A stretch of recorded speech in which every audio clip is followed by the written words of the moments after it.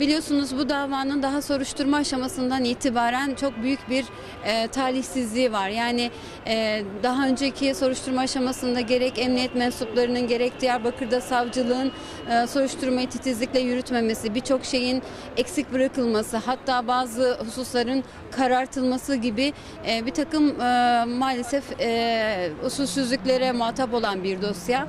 Oldukça da geç açılmış ve eksik başlamış bir dosya ve Diyarbakır'da değil Ankara'da yürütülüyor. Yargılamanın başında da biliyorsunuz buradaki dava duruşmalarda da çok farklı tutumlarla karşılaştık. Yargılamanın gidişatıyla ilgili de memnuniyetsizliklerimizi dile getirdik. Hatta bir duruşmada bütün katılan avukatları, vekilleri olarak duruşma salonunu da terk ettik. Evet, son duruşmalarda biraz daha iş ciddiyetle, daha titizlikle takip eder bir hale aldı.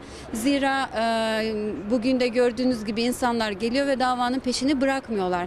Diyarbakır'dan geliyorlar, İstanbul'dan geliyorlar. Sadece avukatlar değil, medyanın, siyasilerin, toplumun takip ettiği bir dosya.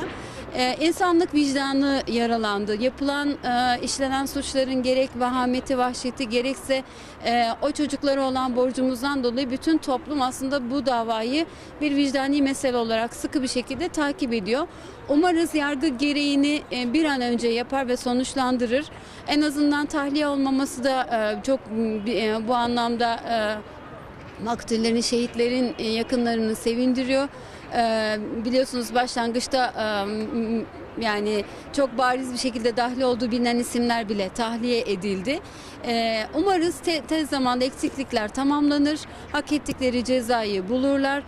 Şehit yakınları ve avukatlar olarak azmettiricilerin de bu dosyada yargılanmaları ve ceza almaları için birçok talepte bulunulmuştu. Görünen o ki şu aşamada en azından bu çok mümkün gözükmüyor. En azından mahkemenin tavrından bunu net bir şekilde söyleyebiliriz ama bu konudaki talepler devam edecek.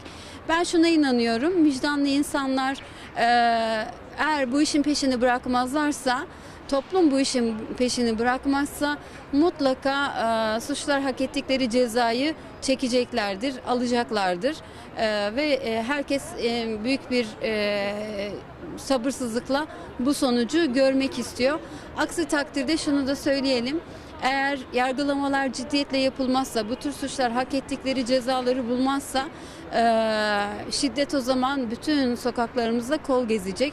Buradaki yargılamaların etkili yapılması ve hak edilen cezaların verilmesinin böyle bir sonucu var. Başka çocukların kanına girilmemesi için önleyici bir sonucu olacaktır. Bunun da çok önemli olduğunu düşünüyorum. Kanaatimce 2 ya da en fazla 3 duruşma sonra karar aşamasına gelmiş oluruz. Gidişat, yani şu anki gidişat onu gösteriyor, olağanüstü bir durum olmazsa. Ama belki şunu söylemek lazım. Bütün takipçiler açısından en önemli aşama bundan sonraki aşama. Yani esas hakkındaki mütalalarımızın verileceği, savunmaların verileceği vesaire her şeyin daha net bütün yönleriyle ortaya konacağı aşama geliyor. Ben buradan vesileyle sizin vesilenizle de çağrı yapmış olayım. Bundan sonraki duruşmalar başlangıçtaki duruşmalar kadar önemli duruşmalar. Takipçi, ısrarlı, tavırlı, inatçı bir şekilde vicdandan, adaletten yana tavır koymak lazım. Ben herkesi sonraki duruşmalara daha yakın bir ilgi göstermek üzere davet etmek istiyorum vesileyle. Tahmin ediyorum karara çok yaklaştık. Çok teşekkür ediyoruz. Ben teşekkür ederim.